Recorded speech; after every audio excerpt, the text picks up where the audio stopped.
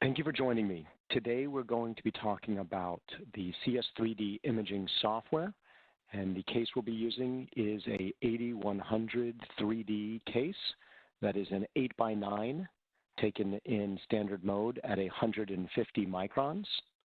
This case is also featured in a prosthetic-driven implant planning and its effects on implant placement clinical case study by Dr. Marks, and a very useful case to be able to show.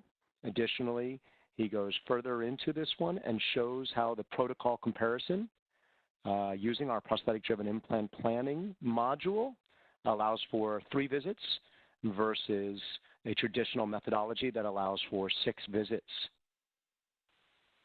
Let me begin.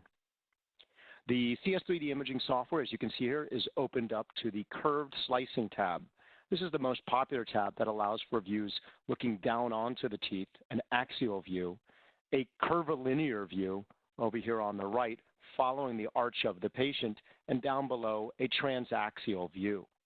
We can move through any one of these views coming over a tooth, or if, let's say, we want to look in the maxilla here, we can change the angulation to better follow that anatomy down the long axis of any tooth to see how it presents and be able to see a little bit more clearly in this case.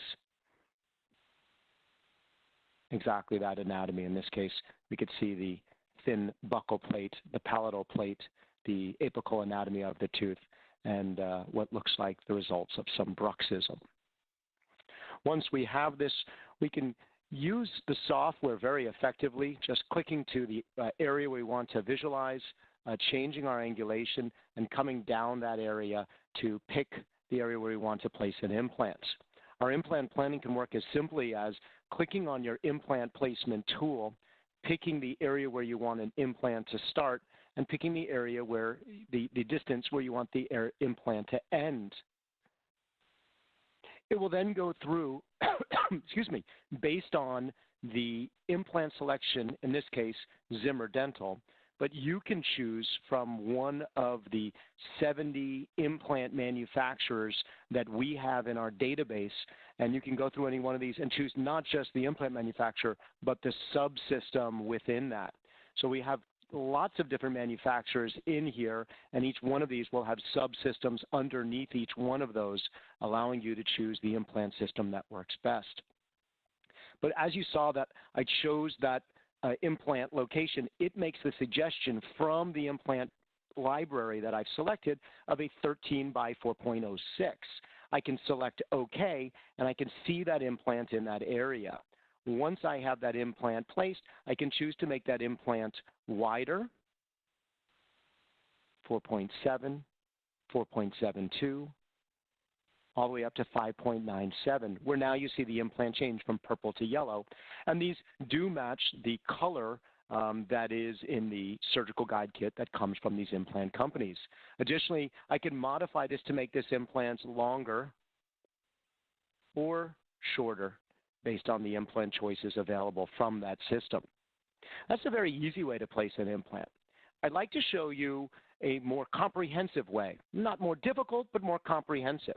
So we have a lot of features within this software. We're not going to do a deep dive, but first of all, I can easily trace the nerve canal. So I can see where the nerve canal is on this view and know what area I want to avoid. Next, I can go through and add in models. So I can use, in this case, a 3600 scanner to be able to see not just the teeth, but also the soft tissue underlying the teeth. So I can get a better idea of what's going on. And as you saw, it automatically overlaid. I do want you to understand a little bit better about how this works. So what I'm going to do is add in the Maxillary Model so you can see it a little bit better. So what I would do then is click on Align a Model with the Patient Volume. Now, this patient has a 3600 scan taken of both the maxilla and the mandible. The mandible's been added. The maxilla has yet to be added. The nice thing about using all Carestream products is our seamless integration. With other systems, when you want to align something, you need to have multiple items. You need to set this up so that you match points to be able to get those done. With ours, that does not need to occur. So right here, we can see that the maxilla is right here. We will click Align. We click Confirm. And in just a few seconds, this one's going to be merged into our 3D data set and automatically aligned, which we could modify afterward. Now, one thing I'd like to point out is if you don't have the 3600, that's okay. Our cone beam CTs, the 9600 and 8100 and 9300, all allow you to scan PVS, alginate, a stone model, or a denture and be able to align that automatically as you see here. The only difference will be that it won't be in color. Obviously, a cone beam CT scan can't pick up the color that the intraoral scanner does. So it is aligning the model. We need to have at least 7 teeth, so it needs to be an 8x5 or 8x9. And you can see it aligned it quite well. Once we do this, we'll see these lines that appear on the axial coronal and axial transaxial slices. That is the soft tissue profile, and you can see how well it matched. So in some levels, when we go and look at this, we're coming across and looking at various slices. But if we take a look down here, this is the soft tissue profile and gives us a better idea of what we're working with. As we go through here, we can see it picks up on the tooth, and coming back, it picks up on where the soft tissue is. So now that we have our model added, we can see where the teeth is, where the gingiva is. We can take the next step, which would be to use our crown library. So with our crown library, we can take a crown and we can place that, a virtual crown, on any edentulous region or over an existing tooth that we might want to replace. I've already placed these, but once you place them, you can change the size, the angulation. Just by clicking on a crown, you can see that a lot of tools open up on it. Now, we're not going to do that right now. We're just going to keep it there. But I want you to see that. Let's bring that up a little bit larger. Here you can see the crowns that have been placed 1, 2, and 3 into the various areas. And from here, our prosthetic-driven implant planning allows us to do what we call a crown-down approach. So from the outcome that we want, we can work saying, this is where the crown is. Let's take that and use that angulation to determine where we want to place the implant. So we modify our 3D rendering to bring it down, and here's the implants. New to version 3.10, we now have an implant safety zone. So you can see this box around the apical aspect or the actual most of the implant.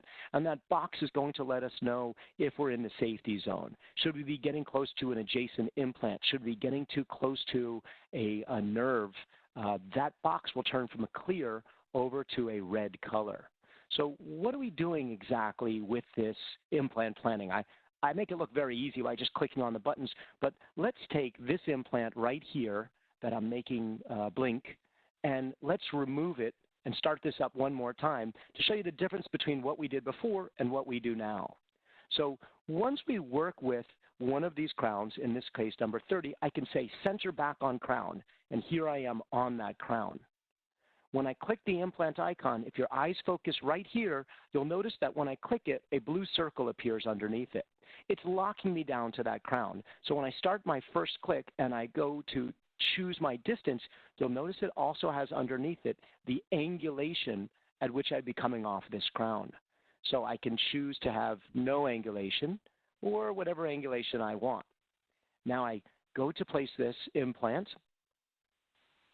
and we can see, let's pick 10, even though it's suggested at 13, just for the sake of this presentation, and click OK. Let's zoom in a little bit further so we can see this a little bit more clearly. Now when I go through and choose my various implant size, I could make it longer to 11.5, longer to a 13. And I think that's the 16. Here we go. So once we turn to the 16, we could see the implant turned red. So it gives us a visual warning that where we're planning on placing this implant is too close to the nerve. I will bring this back from a 16 to a 13, and we're in a nice margin of safety. So we can see here for this view, not only can we see the implant, we can also see the working angle that it's coming out and the crown. And once I have all of this down, I can modify a lot of things, such as where this call out is for the Zimmer dental tapered screw vent. And Now that I have that complete, I can move any one of those texts to an area where it's easier to be read.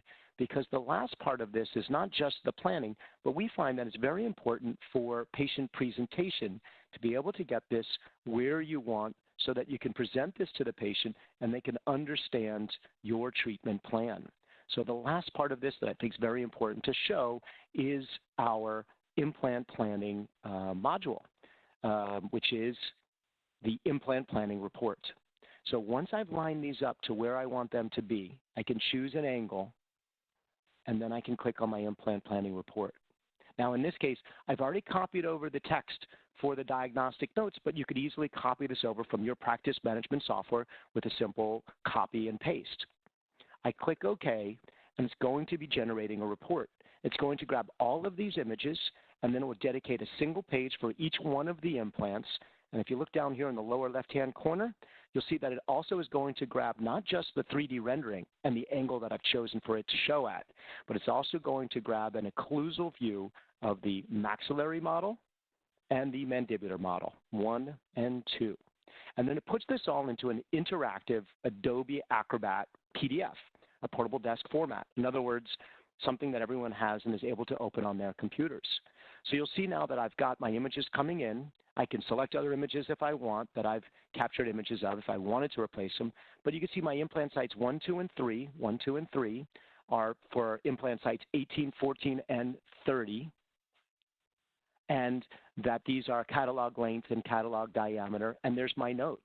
So I can even go further into my notes and make this just a little bit bigger to see, center this up, change the text to bright yellow, and click OK, and it will show me on the report what I'm working with. Going to the second page, I can easily zoom into any one of these implants. In this case, this is the implant we're looking at. We can see the slices 1 through 5, 1 through 5 down here, and then we can see the implant up here. Going to the second implant, implant number 2, we can see the slice spacing and the thickness. I can zoom in to see that one better, move this one around, and center that one in here. I, of course, can change brightness and contrast to meet my needs. I'm going to implant site number 3. Again, this may look like a little bit of work, but imagine that your staff member is doing this for you and that you're not only presenting this to the patient, but you're sharing it with the referring doctor or any other colleagues who might be working on this case with you. It's very impressive, and it can also be sent home to the patient. So once we have everything that we want and we're happy with what we've got, we click on Save as PDF, and it will allow us to save it down with whatever name we want, such as Implant Report Sample. I'm going to cancel because I've already done this, and let me show you the final result. So here is page 1, page 2, page 3, page 4, page 5 of this Adobe Acrobat file that's only 3 megabytes. That is a great way of sharing your case presentation, your information, and of course you would have your logo and your information in the top left. So it was branded for you, not for Carestream.